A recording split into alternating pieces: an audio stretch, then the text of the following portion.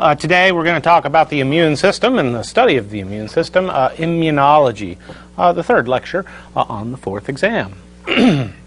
So let's talk about immunity.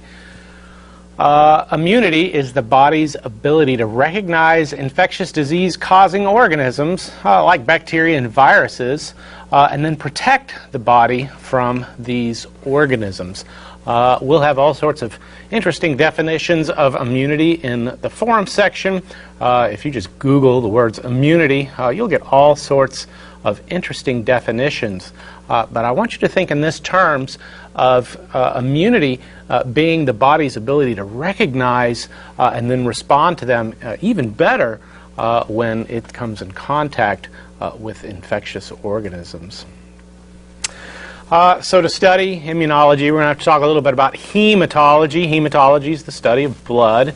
We're going to talk about immunology, the study of the immune system, the system that fights infectious diseases. We're going to talk about microbiology a little bit, the study of microscopic organisms. Hopefully you learn a lot of information in microbiology, because I don't talk about that too much at all. Something I do want to draw your attention to is this word right here, epidemiology. This is the study of causes, distribution, and control of diseases in populations. Epidemiology involves studying populations and their diseases. Lots of statistics involved, but epidemiology is a very important concept in combating the plagues that have plagued humanity for a long time.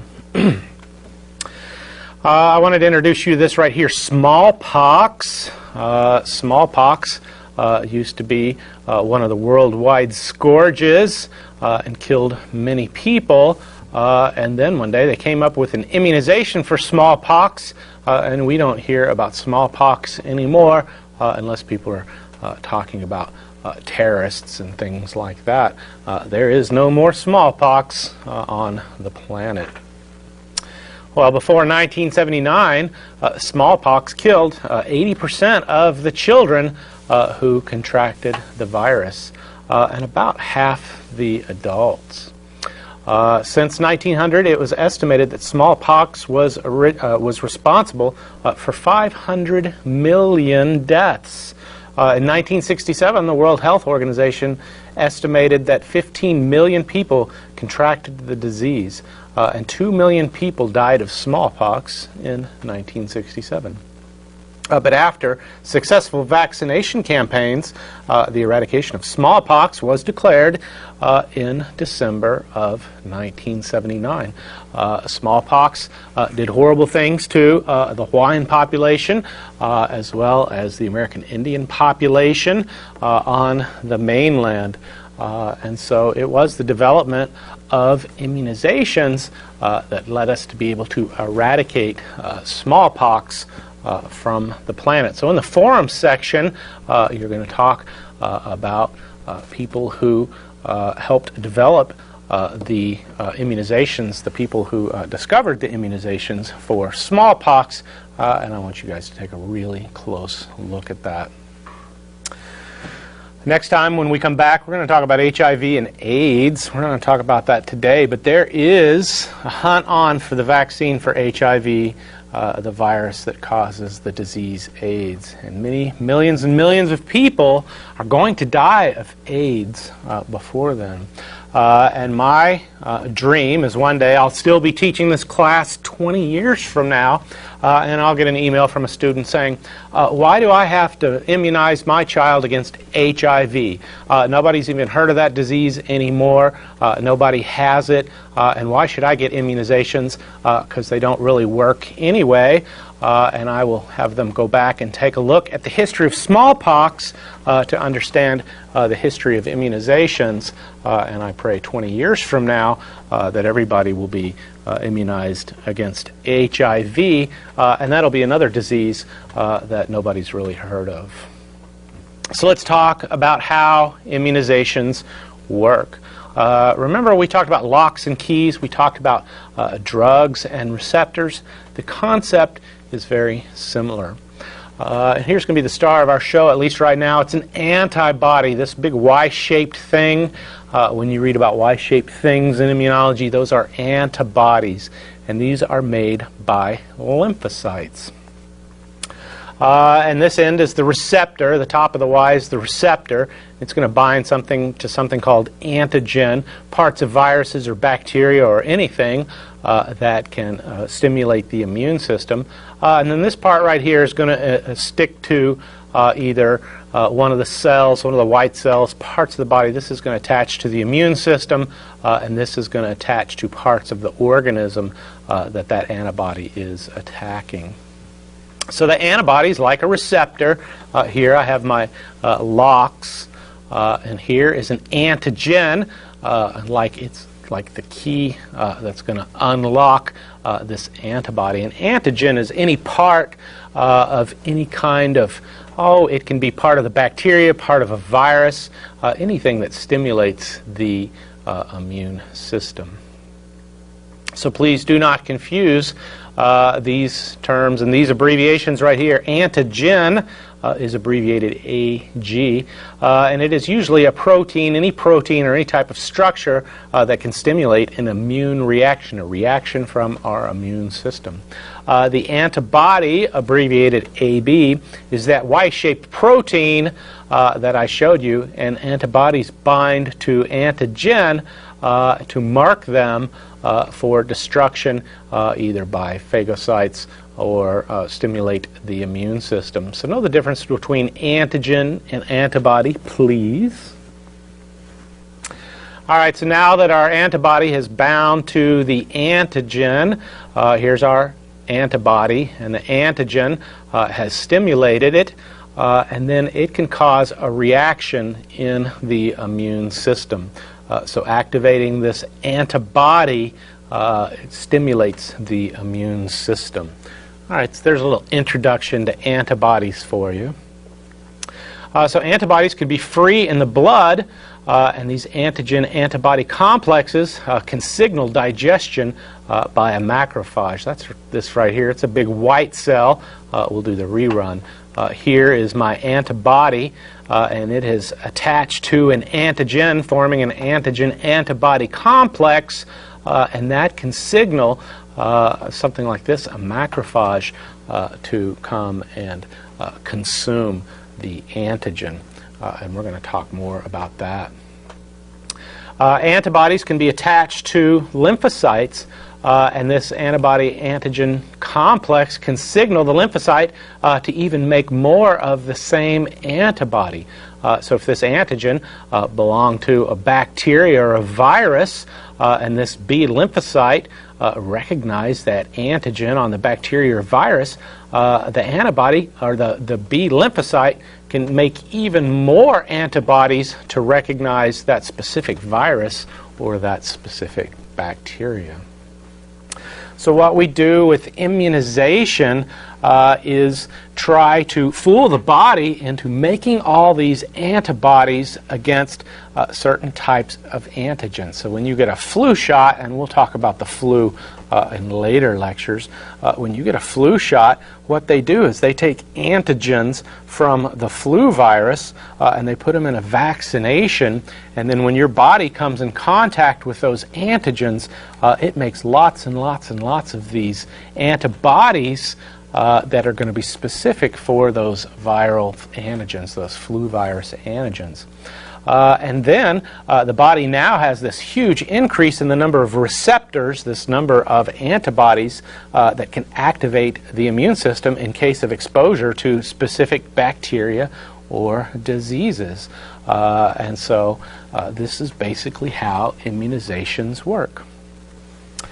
And so the next time the body is exposed to a specific bacteria or virus, that bacteria or virus is going to have lots of antibodies waiting to attack it, so they cannot come in and infect the body. The bacteria or the viruses are attacked by these antibodies, so that bacteria and virus can't attack us. So immunity prevents infection by increasing the ability for antibodies to signal the destruction of an infectious organism. If this bacteria came to infect us, it would be able to reproduce freely and cause all sorts of problems. However, when we have lots of antibodies that recognize that bacteria, it can signal the immune system, a white blood cell like this macrophage, to come consume it. And this is what we're going to talk about today. Before we talk about any of that, we need to study a little bit about blood, hematology. Now, I don't expect you to memorize all the terms we're going to go through, but one of the problems in pharmacology is they throw all these hematology terms around like you know all about them. And so I just wanted you to have at least some familiarity with the terminology as we go through it. So when we study blood, let's think about what blood does. It transports oxygen and carbon dioxide. We knew that. Blood moves nutrients into and wastes away from the cells. Blood helps clot the vascular system, plugging up holes. That's all the things that blood can do. But something else the blood does is fight infection, and that's what we're going to study today. And so what is blood made of? Well, the serum is the liquid base of the blood. It's made up of mostly salt water, very similar to the ocean. We bring the ocean with us as vertebrate mammals inside of our vascular system in the form of serum. Serum contains small proteins called antibodies. I think I showed you what antibodies were. They're made by lymphocytes, part of the immune system. And then something called complement. We won't talk about complement too much today. But complement's made by the liver, and complement is also proteins that are designed to attach to viruses and bacteria and mark them for phagocytosis as well. So antibodies and complement attach to foreign substances such as bacteria or viruses to help the immune system fight with these substances. And antibodies, like I said, are made by lymphocytes, a type of white blood cell. You might see white blood cell abbreviated WBC. And complements are proteins made by the liver. I'll tell you right now that antibodies are very specific for certain antigens. Complement is not specific. When antibodies are stimulated, it can stimulate lymphocytes to make more antibodies that are very specific for that antigen. But the liver just makes complement to go stick to any bacteria it can find. And so I wanted you to know the difference between antibodies made by lymphocytes and complement is made by the liver.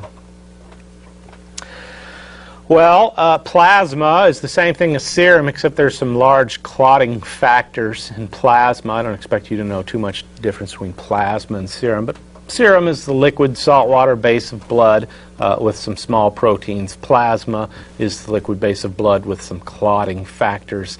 Serum plus clotting factors gives us plasma. And then there are the blood cells.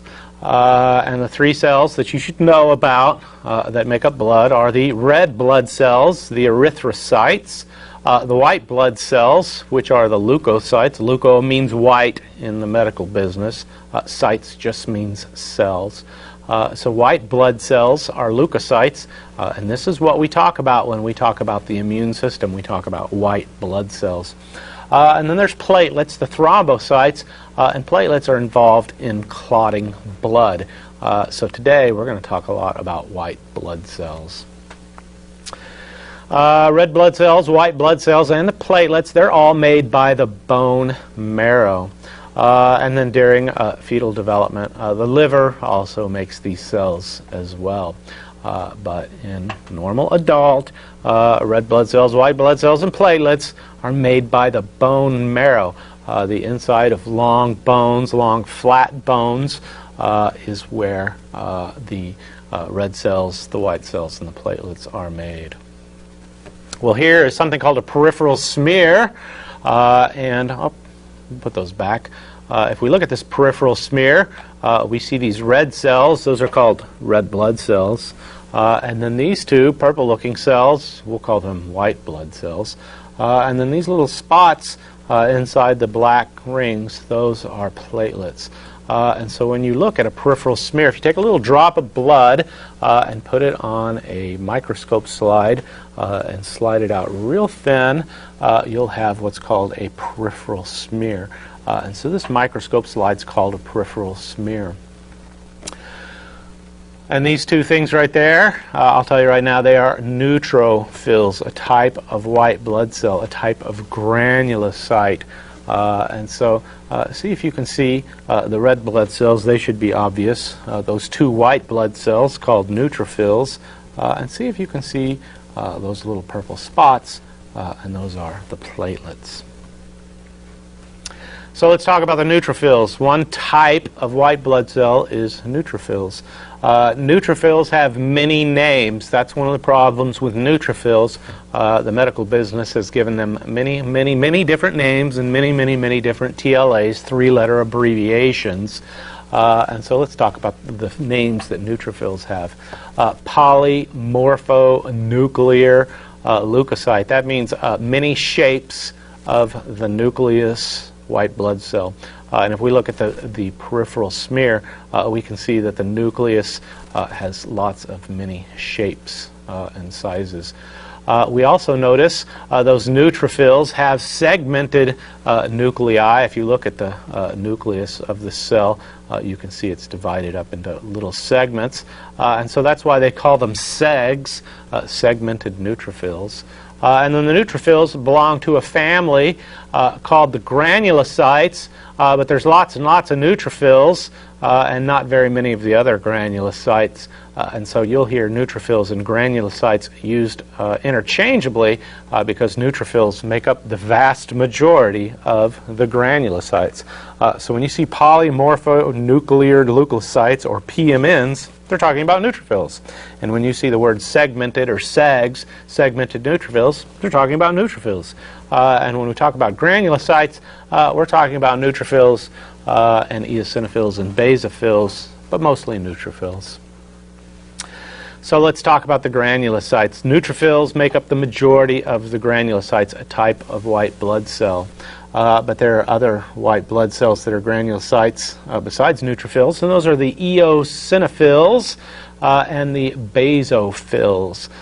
When we do a right Giemsa stain on a peripheral smear, the stuff that takes up the red is the stuff that likes eosin, the red stuff.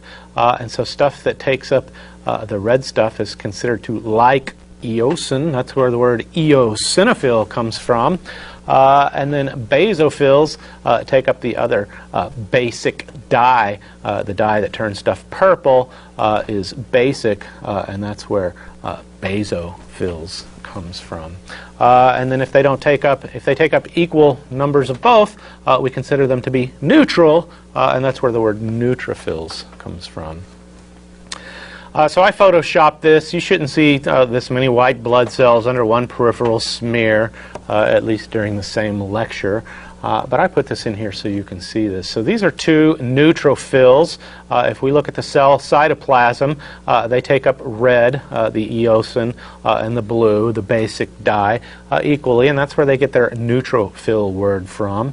But this cell right here, this granulocyte, this white blood cell, takes up a lot of the eosinophil, the eosin stain, and that's where it gets the name eosinophil. So here are two neutrophils and an eosinophil. And these are all granulocytes. And here is a basophil. We don't see very many basophils on a peripheral smear. You'll see about 90 neutrophils before you see an eosinophil. You'll see about 99 neutrophils before you see a basophil. But eosinophils, neutrophils, and basophils, they make up the granulocytes. And if you look very carefully at a peripheral smear of granulocytes, you can see that they're full of granules. And those granules contain substances that are toxic to bacteria and viruses. That's how they get the word granulocyte, because of these little granules that we can see inside of the basophil, the neutrophils, and the eosinophils.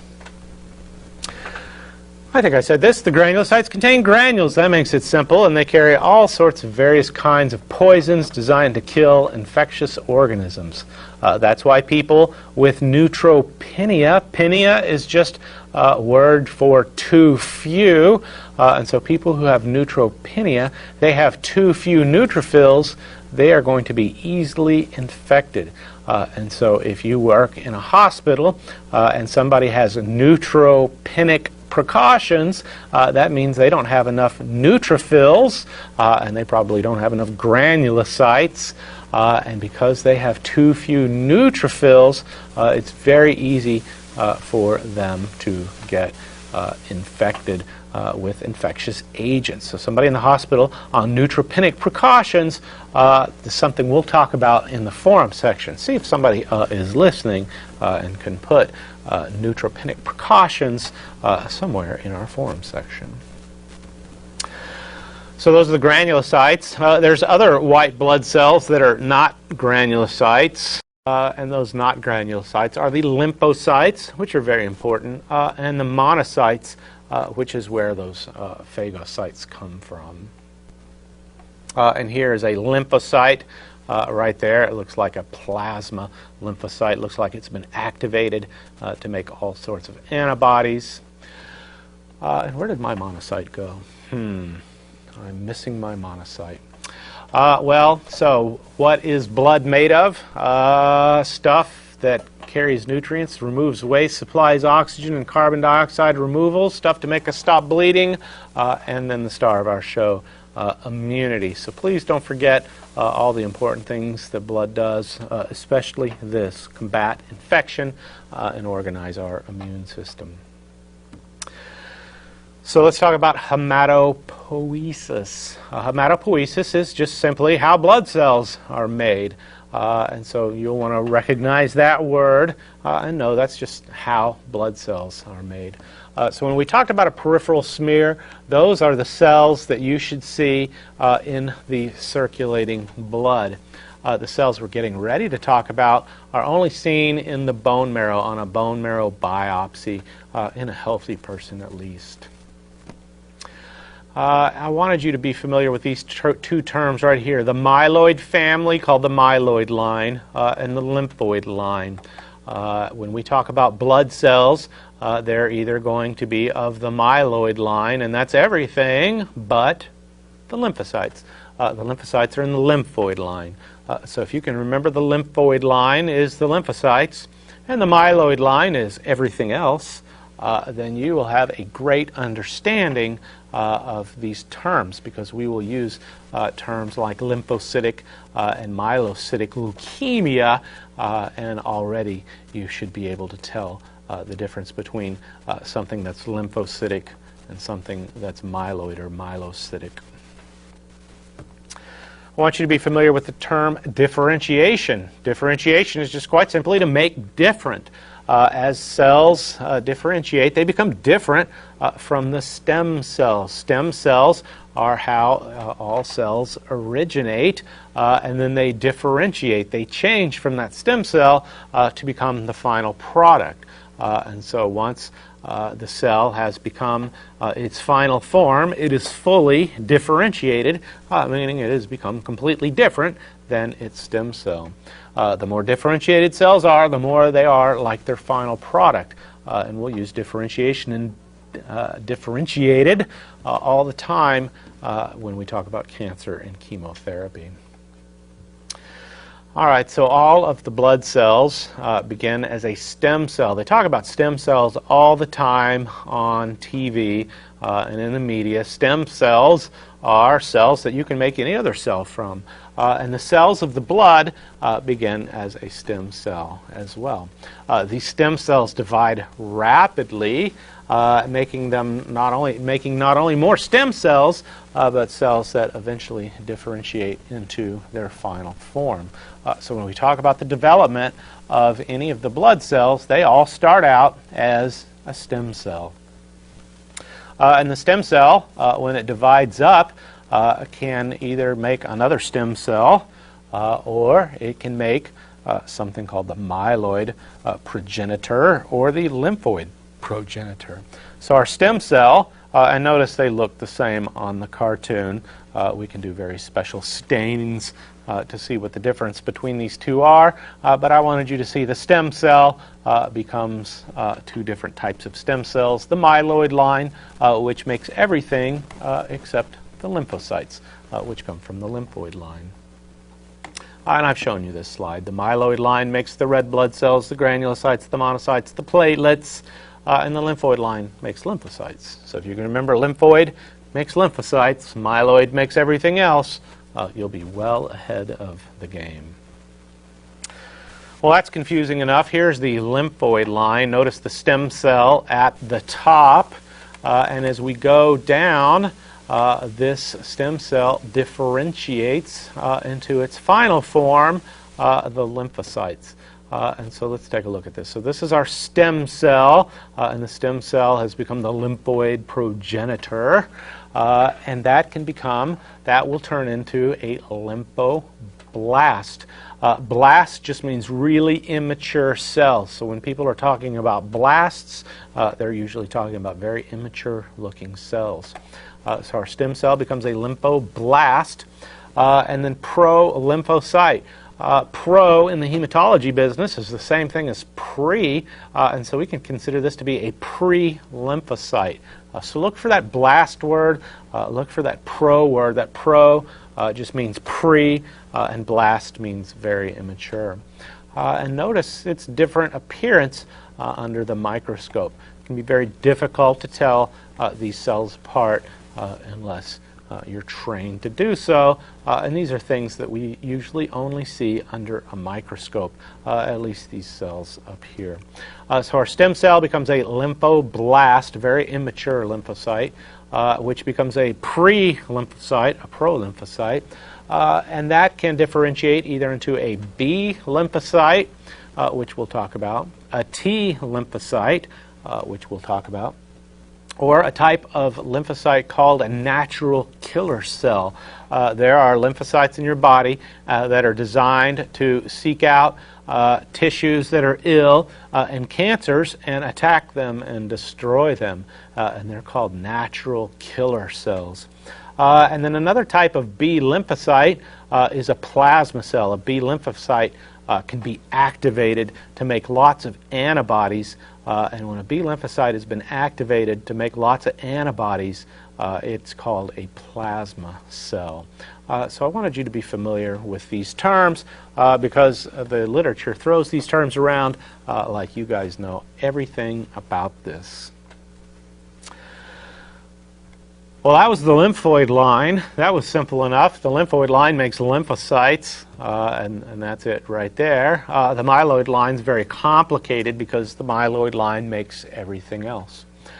So our stem cell can differentiate into a megakaryoblast. A megakaryoblast will eventually become the platelets. Mega, big, karyoblast, meaning big cytoplasm.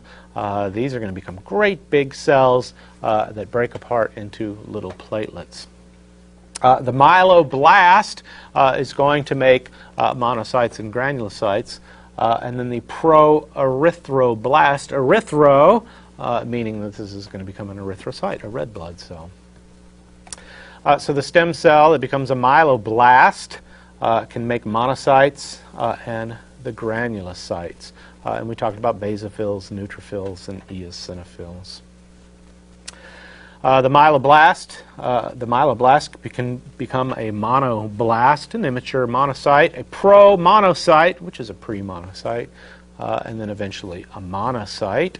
And so this is the differentiation of the monocytes. The myeloid line can make the granulocytes, and I think we go through the neutrophils first because they're most common. Which brings us to this, granulocyte colony stimulating factor, filgrastim, neupogen. It's abbreviated GCSF, granulocyte colony stimulating factor. This drug stimulates the myeloblast, stimulates the stem cell and the myeloblast to make more of these, make more granulocytes. And so somebody who's either getting cancer, chemotherapy, or for whatever reason is neutropenic, too few neutrophils, we can give them granulocyte colony stimulating factor to stimulate the production of neutrophils. Filgrastim, Neupogen, GCSF. Everybody in their nursing career, before they graduate from nursing school, will give somebody an injection of this, I assure you. This is a very innovative drug and very commonly used. Please do not confuse granulocyte colony stimulating factor with granulocyte monocyte colony stimulating factor. GCSF and GM-CSF are two different drugs, I assure you. People are confused about this all the time, and I hear stories about it, which is why this is in this lecture. So granulocyte monocyte colony stimulating factor is sargramostim or leukine, GM-CSF. This isn't so commonly used as GCSF. I did want you to know the difference. All right, so when we stimulate the myeloid line to make more granulocytes, here's our stem cell differentiating into a myeloblast, and here promyelocyte, myelocyte, metamyelocyte, a band, that's where that banded nucleus, that's where that word comes from. And then it becomes neutrophils. When you talk about somebody who has an elevated white count and a left shift, they're talking about seeing these cells right here under the microscope on a peripheral smear. In a normal person, we should see neutrophils. But in times of infection, the body starts marginating, pushing out white blood cells quicker and more immature. And so when we see immature cells underneath the microscope, we call that a left shift, because in the old days when the hematologist used to count, we used to have little counters that we would count these on, and the bands and metamyelocytes and myelocytes, those counters used to be on the left, and that's where that word left shift came from. There's no such thing as a right shift, because we'd operate the microscope with our right hands and count the cells with our left hands. So when you talk about a left shift, they're talking about seeing bands and metamyelocytes and maybe even myelocytes under the microscope because of an infection. And I don't want to go through all this, but I did want you to see that the eosinophils basically have all the same words, other than they begin with eosinophil instead of neutrophil. And the same thing goes for the basophils, and they all look different as well. The myeloid line leads to platelets as well. The megakaryoblast, promegakaryocyte, becomes a megakaryocyte, and that breaks apart into little platelets. A megakaryocyte is actually a cell. We call the platelets cells, but they're really pieces of a broken up megakaryocyte. And then the myeloid line also makes red blood cells. So stem cell makes a pro-erythroblast, which differentiates into an erythroblast, normoblast, otherwise known as an orthochromatic erythroblast. And then something is important is a reticulocyte. Notice that the nucleus of a red blood cell disintegrates over time, and when it becomes an erythrocyte, it doesn't really need its nucleus anymore, and so it breaks it down. Reticulated means like a net-like pattern, so a reticulocyte still has a little parts of its nucleus. This is a brand new, fresh red blood cell. So sometimes we'll get something called a reticulocyte count. That's a very special stain we can do to a peripheral smear, and we can count the reticulocytes to see if the bone marrow is making normal amounts of erythrocytes. So if somebody's blood count is low, but we see normal amounts of reticulocytes, then we know that the bone marrow is making the red blood cells appropriately. Well, you want to know what erythropoietin is, erythropoietin, depending on who you argue with. Erythropoietin is synthesized by the kidneys, and it stimulates the production of red blood cells. Your kidneys are very sensitive to not getting enough blood supply, and when they sense not enough blood, not enough oxygen, they make erythropoietin. This is why people with renal failure, this is why people with kidney disease have anemia. They have low red blood cell counts, and quite simply, when the kidneys don't function, they don't function to stimulate the production of red blood cells. Well, we can take erythropoietin and make it a drug, a poietin. It's a drug that stimulates the production of red blood cells. A poietin is also Epigen, Procrit, EPO. I assure you, all of you going to nursing school will give somebody an injection of a poietin, Epigen, sometime in your career. Lots of lecture, and what have we talked about? 3 drugs. I think you'll notice this pattern as we go on. So I want you to know that everything starts as a stem cell, and the stem cell divides into either the myeloid line, which is all the cells except the lymphocytes, which come from the lymphoid line. And I think I've shown you this slide enough times. So let's talk about immunology. Now that you know all the casts and characters, we'll talk about the study of the immune system. All right, so every day the human body is exposed to numerous bacteria, viruses, and parasites. Our bodies are always fighting off these organisms. Our immune system is always fighting with bacteria and virus and funguses and parasites.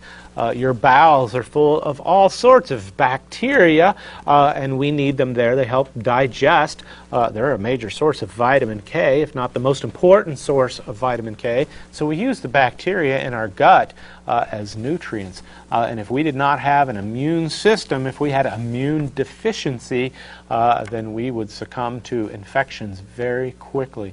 So our immune system is constantly at work battling and winning the battle over bacteria, viruses, funguses, and parasites all the time. All right? And our bodies are really good at fighting off an organism when they encounter it for the first time. But your body knows how to recognize organisms so it can launch an even bigger response next time that organism comes around. That's why many diseases they'll infect us once, and once our immune system recognizes those diseases, those bacteria and virus can't cause infection again because our immune system recognizes them. Not every bacteria and virus works that way, but many of them do. So our bodies are able to remember organisms so we can fight them even better for subsequent exposure. This is our strategy when we immunize people. So immunity is the body's ability to remember foreign substances and attack them even better the next time around. This is an important concept, the ability of the body to recognize these foreign substances and attack them even better upon subsequent exposure. That's our definition of immunity in here. Immunity is not the development of tolerance to a drug. People will say, oh, you know, I'm immune to amoxil. It doesn't work anymore. Try something else. That's not what that is. Immunity is what I told you it was, this definition right here. The body's ability to recognize foreign substance and attack them better the next time, attack viruses and bacteria even better because the immune system recognizes them. That's what immunity is. It's not tolerance to a drug. That drug doesn't work on me anymore. I'm immune to it. That is not how we use immunity in a professional setting.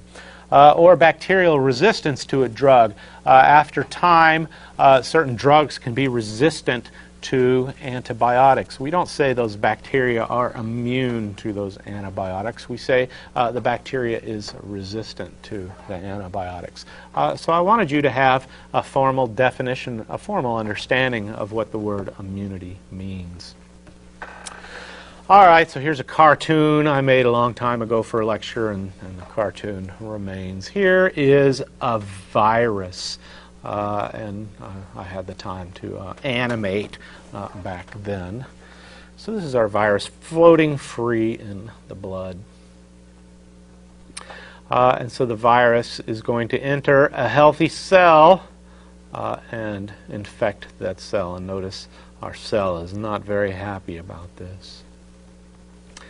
Notice that our virus takes its antigens, its outside, we can call those the viral surface antigens, and they will be expressed on the surface of the cell. This is part of how our body stimulates the immune system. When the virus enters the body, antigens are expressed on the surface of the infected cell. And then the viral DNA and RNA, the viral genetic material, goes inside of the cell to reproduce. So let's see if we can see that on instant replay. Sick cell. Oh, going backwards. Virus enters the cell. Surface antigens are expressed at the surface. Genetic material goes into the nucleus of the cell to reproduce. Bacteria have everything they need, all the machinery they need to reproduce on their own. But viruses rely on the body's genetic systems, its biochemistry, to reproduce. So the virus uses the body to reproduce its parts. Bacteria have everything they need to reproduce. They just need a warm, wet environment with lots of sugar. And so now the virus genetic material has gone into the nucleus of the cell and reproduced, used the cell's genetic engineering to reproduce the genes of the virus. Fortunately, we have several types of immunity to protect us from these germs, that virus. They talk about cellular immunity, which usually involves cells. And then they talk about humoral immunity. Humoral just means the liquid part of blood that comes from way back in the old days. But when they're talking about humoral immunity, they're usually talking about antibodies floating in the bloodstream. When they talk about cellular immunity, they're talking about cells of the immune system. So let's see if we can make this simple. Let's talk about cellular immunity. All right, so remember that's my virus floating freely in the plasma, the serum of the blood. And a macrophage comes and eats the virus. Maybe the macrophage senses the complement and some antibodies attached to the virus. And so the macrophage comes and consumes the virus.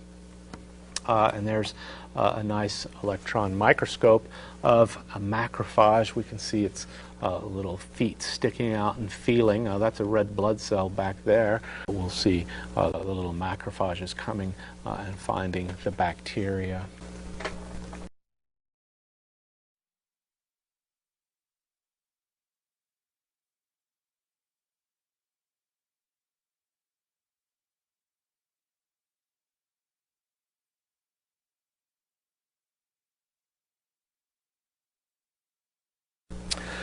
So when the macrophage expresses viral antigen, when the macrophage consumes the virus, it too expresses the viral antigens on its surface.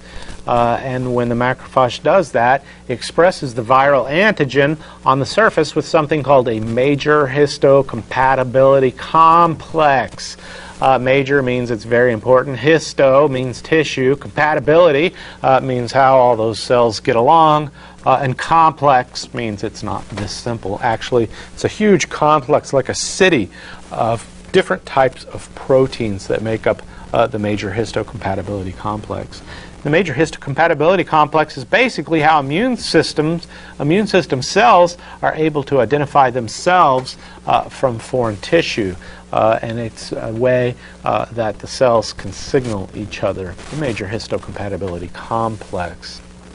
So again, my macrophage consumed the virus, expressed viral antigen on its surface with major histocompatibility complex. And when that happens, the macrophage secretes something called interleukin-1. All right, so the macrophage consumed the virus, expressed viral antigen on its surface along with major histocompatibility complex, and secretes interleukin-1. Interleukin is short for interleukocytokine. Inter between leuko, white, cytocell. Kine means movement, how it moves, how they communicate and tell each other to move in this direction. So interleukocytokines are how white cells communicate with each other. Now we know that other cells of the body can make interleukins too. But for those of you reading a majority of the stuff out there, interleukocytokines are the same thing as interleukins, and this is how the immune system is able to communicate with other white blood cells and with the body. So interleukin-1 is how the macrophage calls for help. Interleukin-1 attracts other macrophages.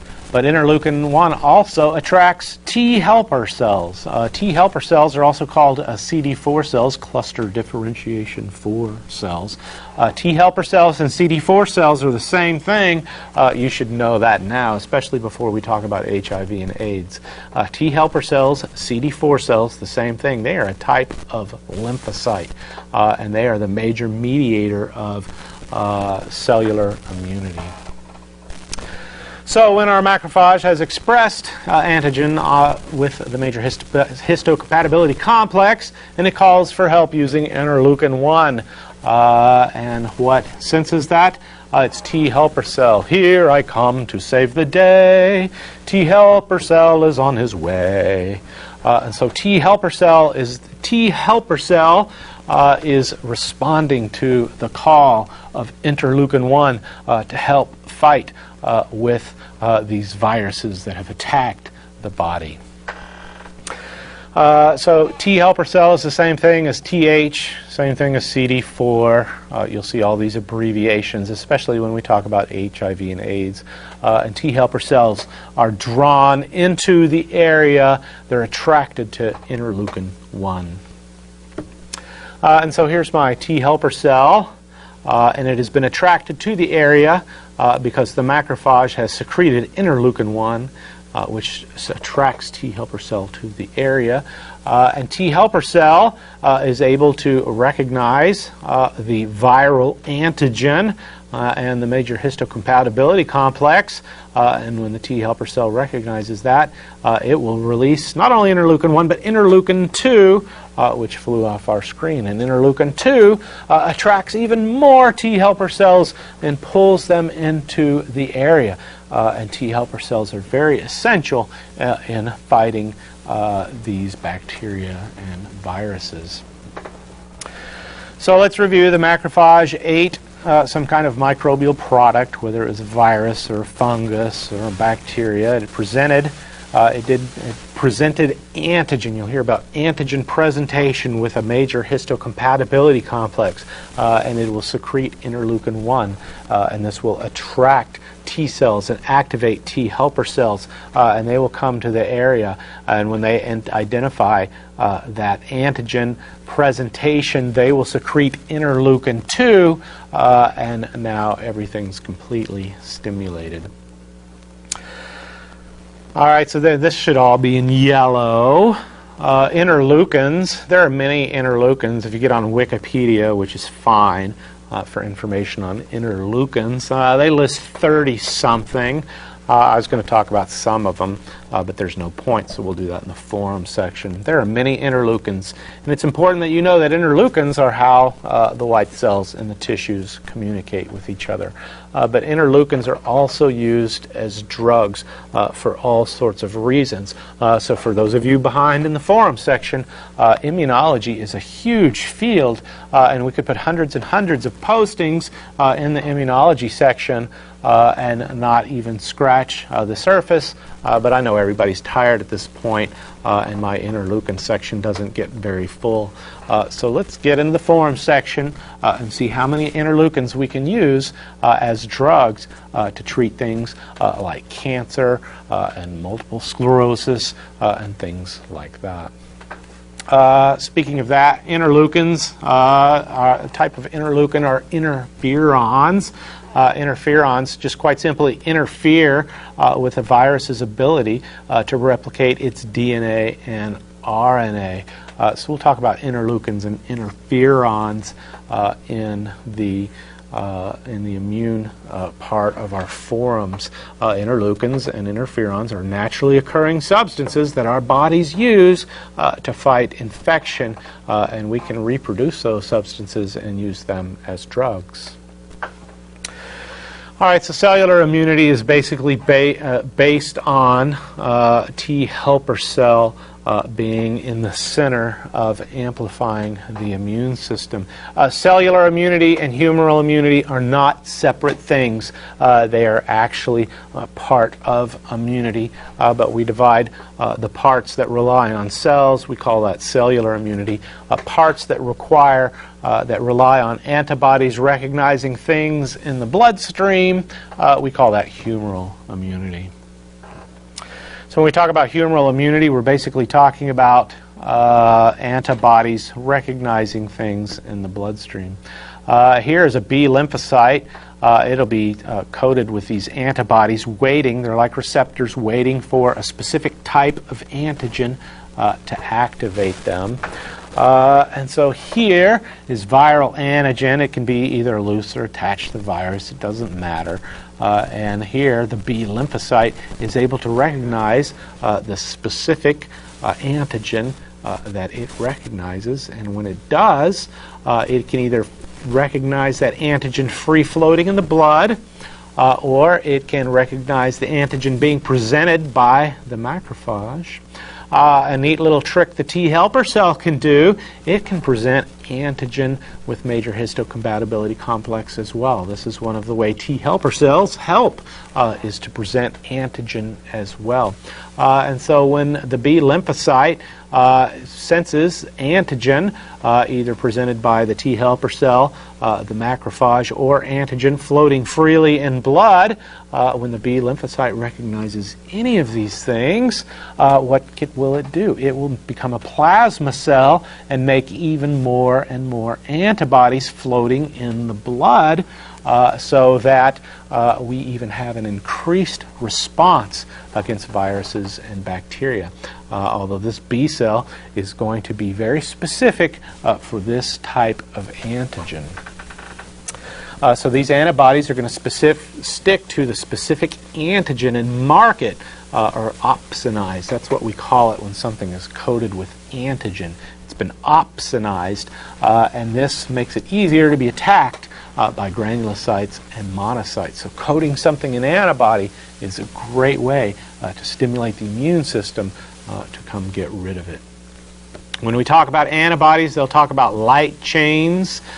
We've divided the light, my little Y-shaped protein, into 4 little parts. 2 sets of light chains, we call those lambda and kappa. Kappa and lambda chains are the light chains. And then there's also heavy chains of the antibody, and we can talk about that in forum section. The top of the Y is where antigen binding occurs, and the bottom of the Y is what binds to the immune system. This part signals the immune system to work. This is the part that binds to antigen. And I think I said this. Please do not confuse antigen, what stimulates the immune system, with antibody, the little white-shaped proteins that I'm talking about. Well, so there's my virus again, and the first time the macrophage noticed it, it attacked it, but next time that virus decided to come around, there were all these antibodies waiting to attack it and coat it. And this is how immunity works, and this is how immunizations work. Immunizations work by making sure that any time this type of virus ever comes to attack us, we're full of lots of antibodies to attack that virus, so the macrophage and the immune system can immediately consume it and get rid of it without it causing infection.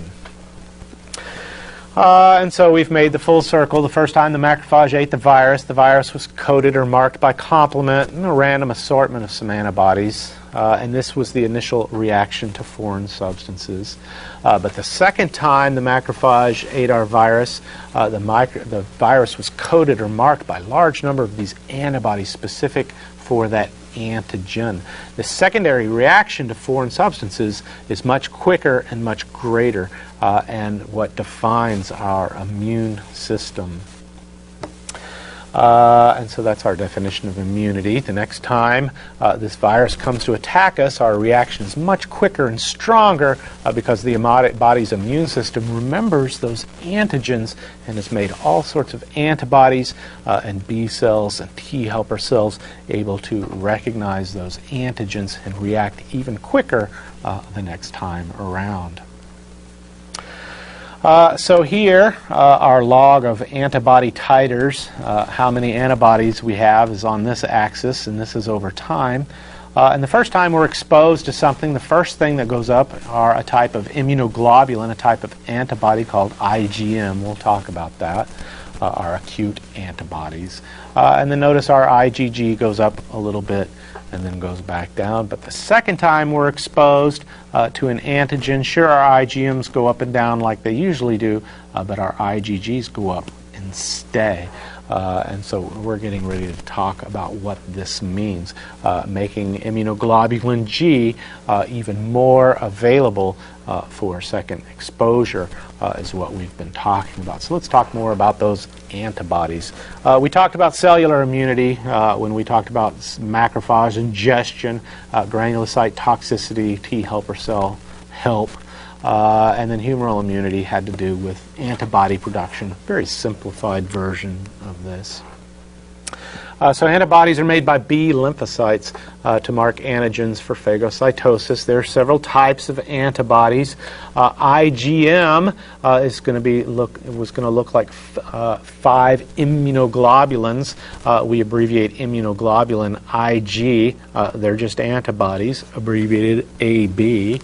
And so IgM is a type of antibody, and this is our initial or acute reaction to infection. It's called a primary antibody. So when somebody talks about getting acute antibodies for a certain disease, they're talking about measuring IgM levels because when we're exposed to a disease, the first thing that the body does is generate these IgMs. IgG looks like a little Y-shaped single immunoglobulin. We call that the chronic Ig. When you're immune to something, if they want to see if you're immune to something, they'll check your IgG levels because once we're exposed to something, our IgG levels go up and stay. And they're considered the secondary or the memory antibody. So know the difference between IgM and IgG. Those are the two most important antibodies for you to know the difference. Antibodies, immunoglobulin is the same word. All right. We can also use antibodies as drugs. Hepatitis, breast cancer, the list is long. And there's all sorts of diseases that can be treated with IgG antibodies. And when you go through, I want you to remember that some antibodies can be used to signal the immune system. Some antibodies will attack and stick to foreign substances and signal the immune system. But we can also use antibodies quite simply as drugs to activate and deactivate receptors. If you remember Graves' disease, we make antibodies by mistake that our body thinks is thyroid stimulating hormone. These antibodies are not attacking the thyroid. The antibodies are just signaling the thyroid to produce more thyroid hormone. So when you go through and talk about antibodies as drugs, think about, is that antibody being used as part of the immune system, or is that antibody just quite simply being used to activate receptors? And we can talk about that. We could have 1,000 postings about this in the forum section, and hopefully I'll get at least 10 or something. There's IgD antibodies. Those are singular immunoglobulins that are attached to B lymphocytes. If I had the time, I would just coat this B lymphocyte with all these little IgD antibodies. These antibodies attached to the lymphocyte are what the B lymphocyte senses antigen so that the B lymphocyte can make more IgGs. You'll see IgA antibodies talked about. They look like two little immunoglobulins tail to tail. These are what are in secretion: tears, saliva, intestinal fluids.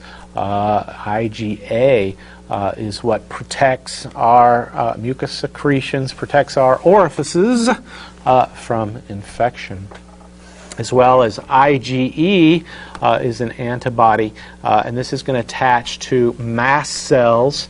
Mast cells are what cause histamine release. We talked about histamine release in the histamine, serotonin, and ergot section. And so when we have hay fever, when we're allergic to things, these little mast cells that are stuck to these little mast cells have IgE antibodies, and when things that we're allergic to come in contact, things we're allergic to, those antigens come in contact with the IgEs, histamine is released from the body, and we have allergic reaction anywhere from hay fever to anaphylaxis.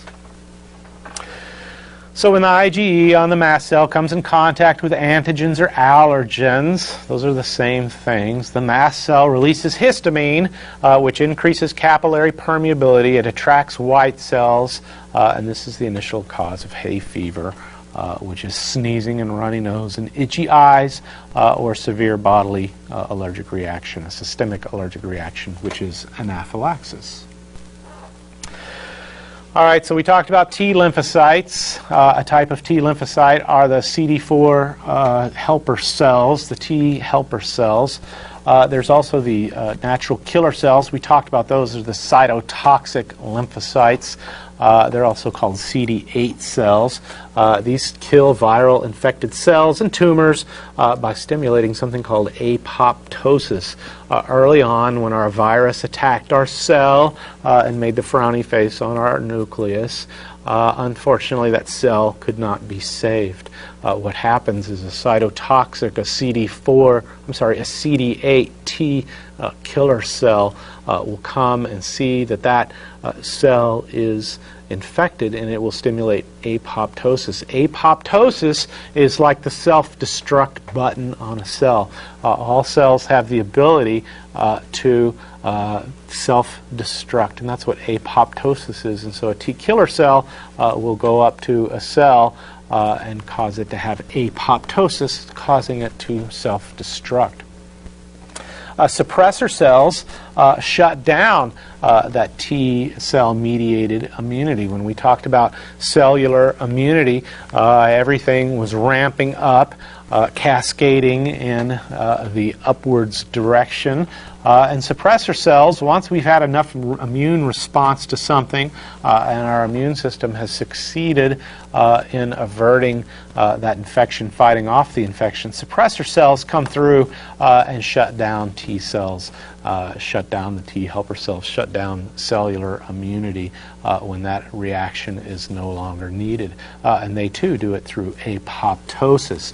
They'll come through and tell cells to self-destruct. That's a normal part of bodily function. Then there's the B lymphocytes.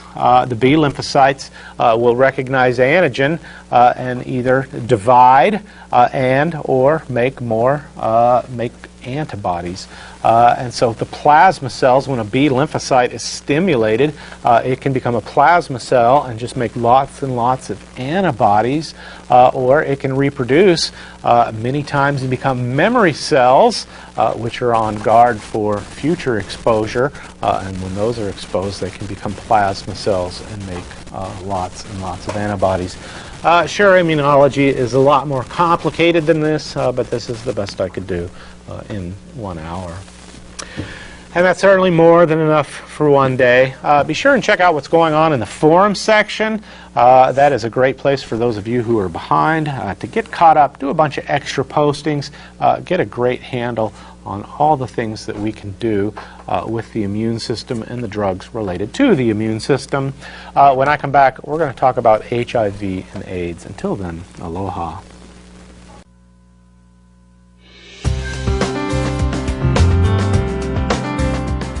This is Cable 55, UH Maui College Television Network.